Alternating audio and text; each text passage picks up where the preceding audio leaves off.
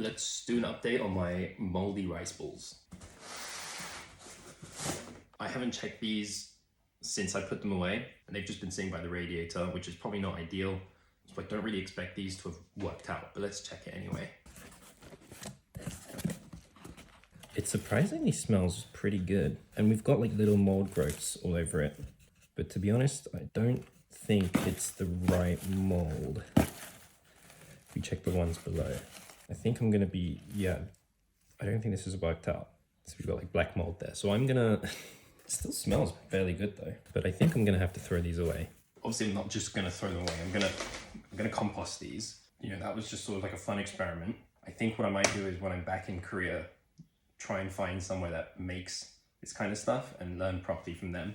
Obviously I wouldn't recommend trying this yourself because this can be a bit risky with mold and all that. This was sort of like just a really rough experiment. I didn't think I really did anything too carefully. So obviously it didn't work out well.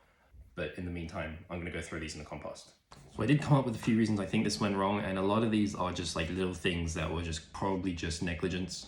I could have easily done these things, but I didn't. So let's go through them. The balls were too moist. My rice balls had too much water in them. They should be sort of just barely coming together, but still dry on the outside. And what I have seen some people do is actually make the balls and then coat the outside with just dry rice powder. So I could have done that. So the rice flour I used was 80% rice flour, and the other 20% I think was just regular like wheat grain flour. In the future, I'll probably just use 100% rice flour.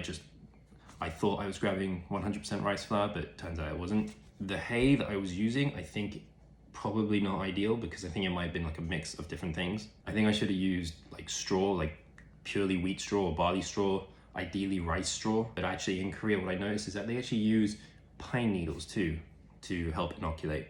Airflow is another one. I put it in a box, close the box, put a towel over it. Not much airflow in there. I think it does need a little bit of airflow. And then lastly is temperature control. All I really did was put it by a radiator, which in our house turns on and off throughout the day. So it's not really maintaining a constant temperature. When I opened that up, it wasn't very warm in there at all. I think I need to put it into a proper like incubator. So that's something I need to actually set up.